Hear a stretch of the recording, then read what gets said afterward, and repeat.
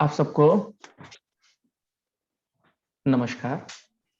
आज हम लोग पुनरावृत्ति करेंगे पाठ दोहे का, ठीक है ना, जिसमें हम लोग कबीर के 2 दोहे लेंगे और एक रहीम के दोहे लेंगे। ठीक है, तो सबसे पहले हम लोग कबीर के दोहे, ठीक है। और उससे पहले मैं चाहूंगा कि आप लोगों को मेरी ये कामना है कि आप लोग स्वस्थ रहें, सुखी रहें और अच्छे से घर पे ही सेफली रहिएगा, ठीक है ना। तो चलिए हम लोग शुरू करते हैं। आज हम लोग दोहे का पुनरावृत्ति करेंगे। आप लोग एक काम करिए, आप लोगों को मैं अनम्यूट का ऑप्शन दे दिया हूं। आप सब लोग कैमरा ऑन करके रखिए। हेलो राधे। ओके, तो आप लोग म्यूट करके रखिए और जब आप लोगों को कुछ पूछने की आवश्यकता होगी तो आप जरूर हैंड रेज कर दीजिएगा, मैं आप लोगों को। तो चलिए हम लोग शेयर करते हैं, शुरू करते हैं अपना। हमें आज दोहा पढ़ना है तो हम लोग वहीं से शुरू करते हैं, ठीक। तो ये रहा हमारे सामने। ओके, तो ये देखिए, हमें पढ़ना है दोहा। पाठ ज्ञान सागर है, ठीक। ज्ञान सागर पाठ 12 दोहे, ठीक। हमारा सबसे पहला दोहा होगा, सबसे पहला दोहा क्या है? कबीर का, कबीर का दोहा है, ठीक है ना। तो सबसे पहले हम ये सीखेंगे कि इसे हम कैसे प्रस्तुत करते हैं, ठीक है। उसके बाद हम इसकी व्याख्या जानेंगे, ठीक है। तो इसको सबसे पहले प्रस्तुत करने का तरीका होता है, कागा काको धन हरै, कोयल काको देत। कागा काको धन हरै, कोयल काको देत। मीठे बोल सुनाए के, जग अपना कर लेत कबीरा, जग अपना कर ले। तो ये रहा हमारा दोहा। तो ये है, कागा काको धन हरै, कोयल काको देत। मीठे बोल सुनाए के, जग अपना कर ले। तो इसमें देखिए खास करके 2 पक्षियों का नाम आया है, कागा, ठीक है। कागा, कागा मतलब होता है कौवा। सबको दिख रहा है? You all are able to see? Okay, चलिए ठीक है। तो सबसे पहले है कागा, और एक आता है, अच्छा किसी ने मैसेज किया, यस, ओके। तो सबसे पहले है कागा, और एक कौन है? कोयल, ठीक है। तो हमारे सामने कोयल और कौवा है, यानी कागा और कोयल, यानी कौवा और कोयल। देखिए दोनों ही काले हैं, थोड़ा सा अंतर है, लेकिन उतना अंतर नहीं आता, यानी दोनों काले हैं। तो कहते हैं कि कागा काको धन हरे, कोयल भी काला है और कौवा भी काला है। लेकिन यहाँ कवि जो है कबीर दास जी कहते हैं कि कागा काको धन हरे, कौवा कभी किसी का धन नहीं लेता, हरता मतलब लेता है। कोयल काको देत, ना कोयल कभी किसी को धन देता है। दोनों ही काले हैं, ठीक है ना, दोनों ही काले हैं। कोयल, सबसे पहले क्या है? कौवा, कौवा न किसी को धन, कौवा न किसी का धन हर लेता है और ना कोयल किसी को धन देता है। लेकिन फिर भी हम कौवे के पास नहीं जाते हैं, कौवे को भगाते हैं, कौवे को क्या करते हैं? हटा देते हैं। हम चाहते हैं कि उससे दूर रहें, ठीक है। और कोयल के पास हम लोग जाना चाहते हैं और कोयल की ही आवाज सुनना चाहते हैं। तो पता है ऐसा क्यों होता है? तो कबीरदास जी यही कहते हैं कि कौवा और कोयल दोनों ही काले होते हैं, परंतु कौवा काला है, न वो किसी का धन देता है, न किसी का धन ले लेता है, ठीक है ना। और ना कोयल है, न किसी को वो धन देता है। लेकिन फिर भी हम कौवे को क्यों भगाते हैं? वो तो हमारा धन ले नहीं लेता। कोयल के पास हम क्यों जाते हैं? वो तो हमें धन देती नहीं है। तो वो कह रहे हैं कि आखिर कारण क्या है? आखिर कारण इसका ये है कि मीठे बोल सुनाए, क्योंकि जो है कौवा का आवाज जो होता है वो कर्कश होता है, उसकी वाणी कर्कश होती है, इसलिए हम कौवे के पास नहीं जाना पसंद करते हैं, ठीक है ना। और कोयल की आवाज मीठी होती है, इसीलिए हम क्या करते हैं, कोयल के पास जाते हैं। तो कबीरदास जी कहते हैं कि मीठे बोल सुनाए के, न कौवा किसी का धन हरता है, न कोयल किसी को धन देती है, परंतु फिर भी कोयल जो है अपनी मीठी वाणी से पूरे संसार को अपना बना लेती है। अर्थात इस दोहे के माध्यम से कबीरदास जी हम यह कहना चाहते हैं कि हमें हमारी वाणी में हमेशा मिठास लानी चाहिए, हमें लोगों के साथ ऐसा व्यवहार करना चाहिए, मधुर वचन कहने चाहिए, ताकि सामने वाला हमसे आकर्षित और प्रभावित हो। कबीरदास का यहाँ पर मुख्य उद्देश्य है कि हम हमेशा अपनी वाणी में मिठास को भरे रहें, ठीक है ना। सबको समझ में आया? किसी को कुछ पूछना है? If anybody want to ask anything, अगर किसी का भी कोई प्रश्न है तो आप हाथ उठा सकते हैं, मैं जरूर आपके प्रश्नों को लूंगा। ओके, अगर किसी का कोई प्रश्न है तो आप अपना हाथ उठाइए, बोलिए, नहीं तो फिर हम आगे बढ़ेंगे। हमारा पहला दोहा था कबीरदास का, जिसमें कौवा जो है किसी का धन नहीं लेता और कोयल किसी को धन नहीं देती, फिर भी कोयल जो है अपनी मीठी वाणी से क्या करती है, पूरे जग को अपना बना लेती है। अर्थात कोयल से दूर क्यों भागते हैं लोग? क्योंकि उसकी वाणी कर्कश होती है। सॉरी, कौवे से दूर क्यों भागते हैं? क्योंकि उसकी वाणी कर्कश होती है। और कोयल के पास क्यों जाना पसंद करते हैं? क्योंकि उसकी वाणी मीठी होती है। अर्थात हम मनुष्यों को भी क्या करना चाहिए, अपनी वाणी में मिठास लानी चाहिए, मधुरता लानी चाहिए, ताकि लोग हमारे पास आए और हमारे साथ रहना पसंद करें, ठीक है ना। हमें दूर ना भगाएं या हमसे दूर ना हो जाए। समझ में आया सबको? जितने लोगों को समझ में आ गया है, raise your hand. Okay, very good, very good. चलिए, बहुत अच्छे। तो हम आगे बढ़ते हैं, ठीक है ना। तो अब हम अगले अगले दोहे की तरफ बढ़ते हैं, ठीक है ना। तो चलिए, हमारा अगला दोहा है जो कि फिर से कबीरदास का है। तो अगला दोहा क्या है? रुकिए, किसी ने कुछ पूछा है शायद, सर सार का मतलब क्या होता है? तो सार का मतलब तो अभी मैंने पढ़ाया ही नहीं है, मैं जब पढ़ाऊंगा तो आपको बताऊंगा। ये तो अगले दोहा में है ना, वो जब दोहा वाला आएगा तो मैं आपको जरूर बताऊंगा। इस दोहे में अगर आपको कोई प्रश्न करना है तो आप सबका स्वागत है। इस दोहे में अगर आपको कोई भी प्रश्न करना है, आप सबका स्वागत है। नहीं तो फिर हम आगे बढ़ते हैं। चलिए, इस दोहे में कोई प्रश्न? हाँ हाँ, चलिए, आपको बहुत बहुत सुप्रभात। चलिए, अब हम लोग अगले दोहे पे चलते हैं, ठीक है ना। अगला दोहा हमारा क्या है, देखते हैं। देखिए, अगला दोहा है साधु से संबंधित। कबीरदास जी कहते हैं, ध्यान से सुनिएगा, ये देखिए। अब हम सबसे पहले, ये किसकी है? कबीरदास की। ओके, तो सबसे पहले हम इस दोहे को कैसे प्रस्तुत करें, पहले ये जान लेते हैं, फिर इसकी व्याख्या करेंगे, ठीक है ना। तो ये इसको प्रस्तुत करने का तरीका है, साधु ऐसा चाहिए जैसा सूप सुभाए, साधु ऐसा चाहिए जैसा सूप सुभाए, सार सार को गही रहे, थोथा दे उड़ाए कबीरा, थोथा दे उड़ाए। ठीक, अब देखिए इसमें क्या बताया गया है। इसमें एक साधु की बात की गई है और दूसरा क्या है, यह है आपके सामने सूप, यानी साधु और सूप की बात की गई है।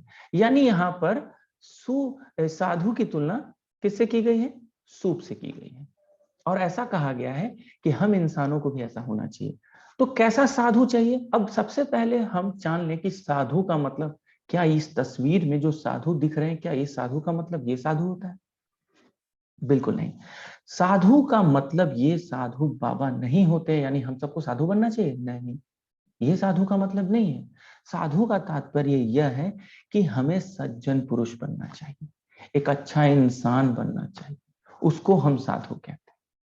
तो हमें हमारे देश को, हमारे समाज को, हमारे संसार को एक साधु पुरुष चाहिए, एक सज्जन पुरुष चाहिए, जो कि समाज में आदर्श की स्थापना कर सके। ठीक। तो क्या कहते हैं वो कि साधु ऐसा चाहिए जैसा सूप सुभाए, यानी सूप का स्वभाव जैसा होता है, हमें ऐसा सज्जन पुरुष चाहिए। अब सूप का स्वभाव क्या होता है आपको पता है? जब आप अपने माता को, अपनी माँ को, या अपनी दादी माँ को, या किसी को भी आप देखे होंगे, तो सूप से हम क्या करते हैं? फटकते हैं। तो सूप से जब चावल को या गेहूं को या सरसों या और कुछ चीज फटकते हैं, तो जब फटकते हैं ना, तो उसका स्वभाव क्या होता है मालूम है? वो उचित वस्तुओं को, यानी जो हमारे काम की वस्तुएं हैं, उसको अपने तक सीमित रखता है, अपने में समेट लेता है। और जो वस्तु उसके काम की नहीं होती है, उसे क्या करता है? वो त्याग देता है। तो ठीक जैसा अब इस दोहे को लिखेंगे हम कैसे? इसका अर्थ क्या लिखेंगे? सूप जिस प्रकार सूप उचित वस्तुओं को ग्रहण करके अनुचित वस्तुओं को त्याग देता है, ठीक उसी प्रकार एक सज्जन पुरुष को भी होना चाहिए। वो समाज के अनुचित व्यवहार, अनुचित बातों को त्याग दे और उचित बातों को ग्रहण कर ले। कबीर दास जी यही हम मनुष्यों को कहना चाहते हैं। एक बार फिर से बता देता हूं। जिस प्रकार सूप उचित वस्तुओं को ग्रहण करके अनुचित वस्तुओं को त्याग देता है, ठीक उसी प्रकार हम सज्जन पुरुष क्या करना चाहिए? हम सज्जन पुरुषों को, जो भी सज्जन पुरुष, हमें ऐसा सज्जन पुरुष चाहिए जो कि सूप की ही भांति उचित कथन को, उचित वस्तुओं को, उचित बातों को, उचित सारी चीजों को ग्रहण कर ले और अनुचित जितनी भी चीजें हैं उसका त्याग कर ले। कबीर दास जी हम मनुष्यों को भी यही कहते हैं कि हम मनुष्य को एक ऐसा सज्जन पुरुष होना चाहिए, एक ऐसा साधु पुरुष होना चाहिए जो उचित बातों को ही ग्रहण करना सीखे और अनुचित बातों को त्याग देना। सबको समझ में आया? कितने लोग समझ गए? हाथ उठाइए। कितने लोग? जितने लोगों को समझ में आ गया हाथ उठाइए। Very good. चलिए, यहाँ पर एक मैसेज भी आया है। हाँ, अब सार का मतलब आप समझ गए होंगे। सार का मतलब होता है सारांश, यानी यहां पर सार का मतलब क्या है? जैसा सूप सार सार को गही रहे, सार सार मतलब जो भी उचित वस्तुएं हैं उसको गही रहे। गही रहे मतलब अपने तक रोक के रखता है, अपने तक समेट के रखता है। और जो थोथा, थोथा मतलब क्या होता है? जो अनुचित वस्तुएं होती हैं, जो अनुचित वस्तुएं होते हैं उसको क्या करता है? उड़ाए, दे ही उड़ाए, उड़ा देता है, यानी त्याग देता है। अब समझ में आई बात? किसी का कोई प्रश्न है तो आप चैट बॉक्स पे भी लिख सकते हैं या अनम्यूट करके भी पूछ सकते हैं। आप सब लोग पहले हाथ नीचे कर लीजिए क्योंकि फिर कंफ्यूजन होगा। सब लोग हाथ नीचे कर लीजिए और हाथ नीचे करने के बाद अगर आपके प्रश्न है तो आप हाथ उठा लीजिए, अदरवाइज आप हाथ नीचे रखिएगा। चलिए, और तो देखिए यहाँ पर कुछ नो सर, ओके, हंसिका कह रही है नहीं, मैं पूछ रहा हूँ किसी का प्रश्न है तो बताइए। अच्छा, ये वाला दोहा आपको समझ में आ गया? सबको समझ में आया? चलिए, क्योंकि मैं जब समझा दूंगा उसके बाद मैं फिर आप लोगों से पूछूंगा, तो घबराना नहीं है, बस हमें उसका जवाब देना है, ठीक है ना? और कहीं भी आपको परेशानी होगी तो बिल्कुल नहीं घबराना है। गलती होगी तो होगी, हम यहाँ सीखने आए हैं, ठीक है ना? जैसा कि मैं हमेशा कहता हूं कि आप यहाँ सीखने आए हैं, इसलिए बेझिझक अपने विचारों को रखिए।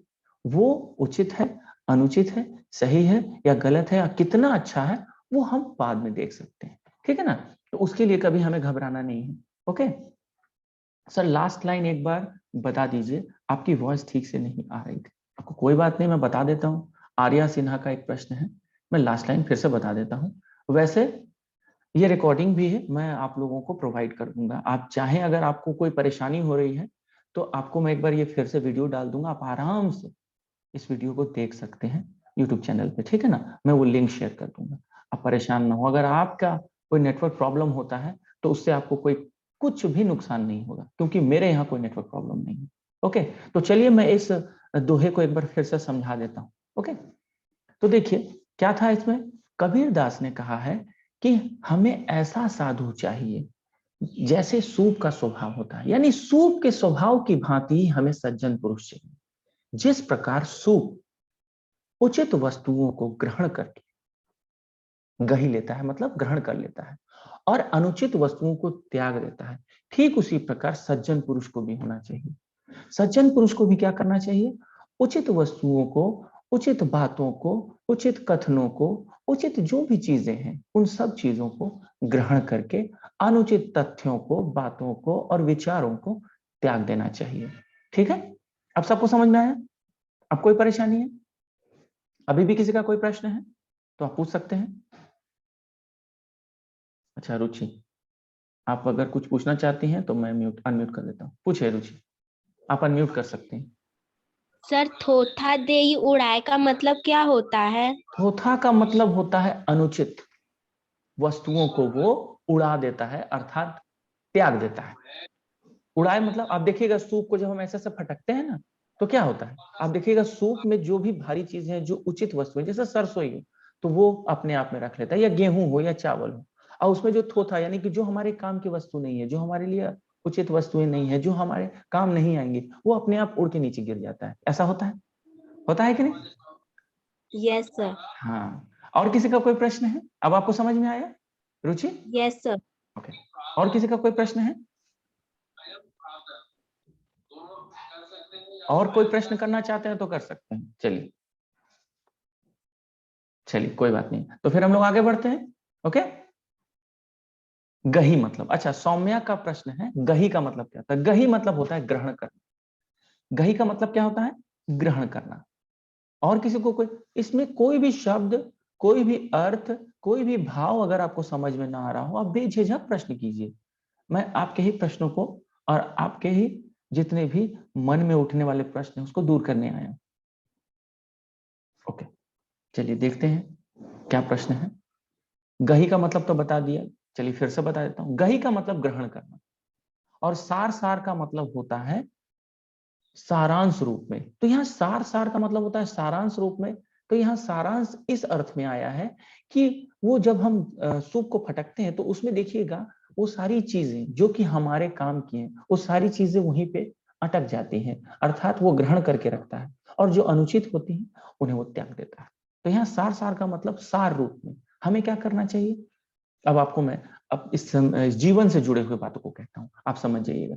देखिए इस जीवन में हमें क्या करते हैं, हमें बहुत सारी अनुचित और उचित बातें, उचित वस्तुएं, उचित कथन, या बहुत सारी ऐसी चीजें दिखती हैं जो हमारे काम की होती हैं, और बहुत सारी ऐसी चीजें होती हैं जो हमारे लिए अनुचित होता है और हमारे काम का नहीं होता है। तो हमें अपने जीवन में क्या करना चाहिए, जो भी उचित है उसे जरूर से जरूर ग्रहण करना चाहिए, और हमारे लिए जो भी अनुचित है उसको जरूर से जरूर त्याग देना चाहिए। बस यही हमें कबीरदास ने समझाया है। एक सज्जन पुरुष वही होता है जो ऐसा कार्य करता है, ठीक सूप के स्वभाव की भांति अपने स्वभाव को बनाता है। सबको समझ में आ गया? कितने लोगों को समझ में आ गया बताइए? बताइए कितने लोगों को समझ में आ गया? ओके, जितने लोग हैं सब लोग रिप्लाई कर दें, कितने लोगों को समझ में आ गया? और किसी को भी कोई प्रश्न होगा आराम से आप पूछिए। I am here to answer you all. Okay, सार का मतलब बता दिया। सार सार का मतलब होता है सारांश रूप में, यानी जो चीजें जरूरी है। अच्छा, यहाँ पे 19 पार्टिसिपेंट्स ने जवाब दिया है, और बाकी के जो 11 पार्टिसिपेंट्स हैं उनको क्या समझ में आ गया? अगर आप समझ गए हैं तो आप देखिए, आप लोग जब क्लास अटेंड करें तो कैमरा ऑन कर लिया कीजिए, ठीक है। जहां तक हो सके आप कैमरा ऑन रखें तो बेहतर होगा। आपको भी अच्छा लगेगा पढ़ने में, मुझे भी पढ़ाने में मजा आएगा, ठीक है ना, क्योंकि मेरा जब तक ये क्लास चलेगा तब तक वीडियो ऑन रहेगा, ठीक है। मोबाइल में ना शेयर करते थे तो हम लोग हो जाता था, ऐसा यहाँ नहीं हो। तो इसलिए आप सब लोग उत्तर दें, 19 के अलावा यहाँ पे जितने लोग हैं बाकी लोग भी जरूर से जरूर रिप्लाई करें, ठीक है ना, और इंटरेक्ट करें। आप लोग का कोई भी प्रश्न हो आप जरूर पूछें। सौरभ, सौम्या, अदिति, दीप्ति और कौन कौन है, जितने भी लोग हैं सबको समझ में आ गया? पायल, चलिए ठीक है, फिर all of you low your hand, okay. चलिए आप लोग सब हाथ नीचे कर लीजिए। अब हम लोग अगले दोहे की ओर बढ़ते हैं तब, ओके। Shall we proceed? क्या हम आगे बढ़े? ओके, अच्छा रुकिए मैं आप लोगों को, तो चलिए हम लोग आगे बढ़ते हैं, ओके। चलिए अगला दोहा। अब अगला दोहा कौन सा है? अगला दोहा देखिए, दो दोहे थे कबीर के, ठीक है ना, दो दोहे कबीर के थे और दोनों दोहे कबीर दास के आप लोगों ने समझ लिया। मैं एक बार फिर से आप लोगों से प्रश्न पूछूंगा, आप एकदम घबराइए। आपको ऐसा लग रहा है कि अगर नहीं समझ में आया तो जब हम लोग एक बार इसको पुनरावृत्ति करेंगे तो एक बार फिर से देख लेंगे, ठीक है ना। तो चलिए अब हम लोग तीसरे दोहे की ओर बढ़ते हैं, ओके। हमारे सामने है अब तीसरा दोहा, ये रहा, चलिए देखते हैं।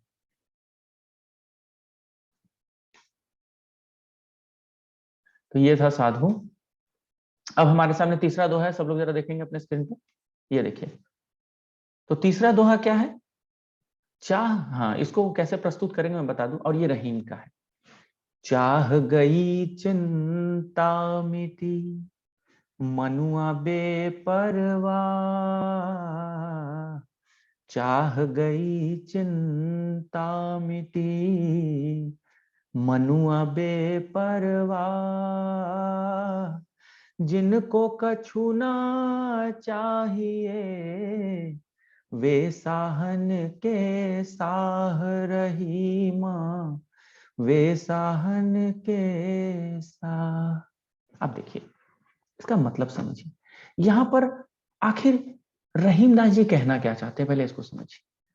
शहंशाहों के शहंशाह वो होते हैं, देखिए सबसे पहले अब शहंशाह का मतलब हम क्या समझते हैं? राजा, राजाओं का भी राजा। यानी इस संसार में तो कई राजा हुए, आप लोग सब लोग हैंड लोअर हैंड कर लीजिए, ठीक है ना, हैंड्स डाउन कर लीजिए। वॉइस कट रहे हैं सर, वो आपका नेटवर्क इशू होगा, मेरे यहाँ से कोई इशू नहीं है, क्योंकि मेरा स्मूथली चल रहा है। और परेशान ना हो, आप बस ध्यान से सुनिए, और नहीं तो बाद में आप वीडियो भी देख लीजिएगा। और सब लोग कैमरा ऑन कर लीजिए, ठीक है ना।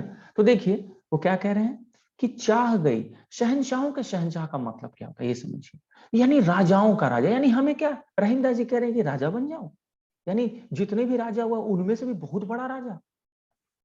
कहने का तात्पर्य यह है, राजाओं का राजा मतलब सबसे सुखी इंसान। आखिर शहंशाहों का शाह कौन होता है? जो सब हर बातों से, हर चीज से संपन्न हो। यानी सबसे बड़ी बात होती है कि उसको मन का सुकून मिले। तो कौन होता है वो शहंशाहों का शहंशाह? और किसको मिलती है ये खुशी, ये आनंद की अनुभूति?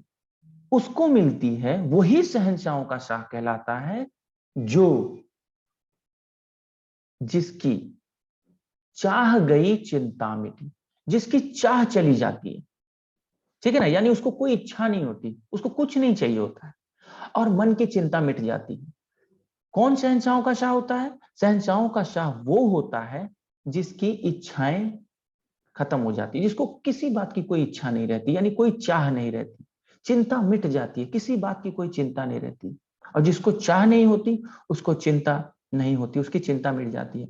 और जिसकी चिंता मिट जाती है उसका मन बेपरवाह हो जाता है, यानी किसी बात की कोई परवाह नहीं होती उसे। वो एकदम पूरी तरह से एकदम मस्त मौला होता है वो व्यक्ति।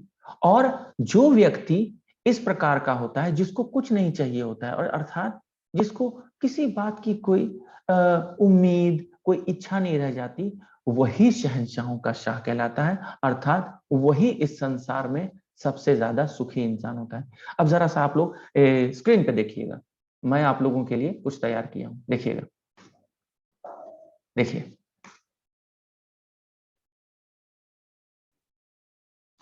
देखिए, ये देखिए, इसको कोई चाह नहीं, ध्यान दीजिएगा, इसको कोई चाह नहीं है, इसको कुछ नहीं चाहिए एकदम।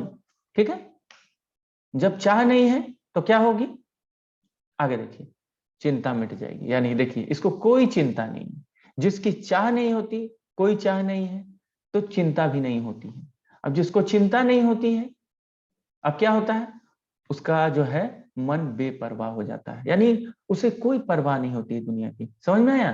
ध्यान से समझिएगा। कोई चाह नहीं होती है जिसको, उसको कोई चिंता नहीं होती। जिसको चिंता नहीं होती है, उसका मन बेपरवाह हो जाता है। और जिसका मन बेपरवाह हो जाता है, उसको क्या, कुछ नहीं चाहिए होता है। देखिए, मुझे कुछ नहीं चाहिए। और जिसको कुछ नहीं चाहिए होता है, वही शहंशाहों का शाह कहलाता है। देखिए, एकदम खुश हो गए। जिंदगी में यही तो चाहिए सबको। आई बात समझ में? यानी चाह गई चिंता मिटी, मनुआ बेपरवाह, और जिनको कछुना चाहिए वे शाहन के साथ। मैं एक बार इसको फिर से समझाता हूं। वास्तव में इसको उलट के समझिए। पहले दूसरी पंक्ति को समझिए। दुनिया में शहंशाहों का शहंशाह कौन कहलाता है? अर्थात सर्वाधिक आनंद की अनुभूति करने वाला व्यक्ति, सर्वाधिक खुशी व्यक्ति, सर्वाधिक खुश व्यक्ति कौन होता है? जिसकी चाह नहीं होती है। और जिसकी चाह नहीं होती है, उसकी चिंता मिट जाती है। जिसकी चिंता मिट जाती है, उसका मन बेपरवाह हो जाता है। और जिसका मन बेपरवाह हो जाता है, उसको कुछ नहीं चाहिए होता है। और जिसको कुछ नहीं चाहिए होता है, वही क्या होता है, वही, चलिए मैं आप लोगों को बताता हूं क्या होता है वो, वही शहंशाहों का शाह होता है। समझ में आया सबको? सबको समझ में आया? ओके। मैं आपको एक मिनट, चलिए, तो एक काम करते हैं। हाँ, तो अभी अभी पूरा मिटा नहीं है, तो बताइए, मैं क्या फिर से पहले दोहे से एक बार दोहरा दूं, या आप इस दोहे में कुछ पूछना चाहते हैं? बताइए पहले। इस दोहे में अगर आप कुछ पूछना चाहते हैं तो बोलिए।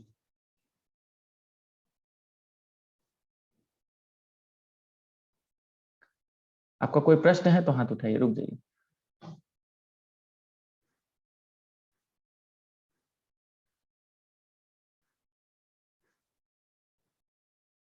देखिए, एक बार हम लोग फिर से देखते हैं, एक बार फिर से इस दोहे को। चाह गई चिंता मिटी, मनुआ बेपरवाह। चाह गई चिंता मिटी, मनुआ बेपरवाह। जिनको कछु ना चाहिए, वे साहन के साह रही माँ, वे साहन के शाह। यहाँ शाह, शहंशाहों का शहंशाह मतलब होता है अत्यधिक सुखी इंसान। तो अत्यधिक सुखी इंसान कौन होता है? जिसकी कोई चाह नहीं होती। ठीक है, और जिसकी चाह नहीं होती है, और जिसकी चाह नहीं होती है, उसे कोई चिंता नहीं होती है। ठीक है, और जिसको कोई चिंता नहीं होती है, जिसको कोई चिंता नहीं होती है, उसका मन बेपरवाह हो जाता है पूरी तरह से। और जिसका मन बेपरवाह हो जाता है, उसको कुछ भी नहीं चाहिए होता है, कुछ नहीं चाहिए होता है। और जिसको कुछ नहीं चाहिए होता है, वही क्या कहलाता है, शहंशाहों का शाह। ठीक है, समझ में आई बात? क्लियर है? तो चलिए, अब हम लोग आगे बढ़ते हैं। आगे, अब आपको धन्यवाद। अगली कक्षा में जारी रहेंगे हम लोग। ठीक है, अगली कक्षा में जारी रहेगा आगे के दोहे। तो चलिए, अब मैं इसको स्टॉप करता हूं। ठीक है ना? और अब हम इसको कंक्लूड करते हैं। ठीक है।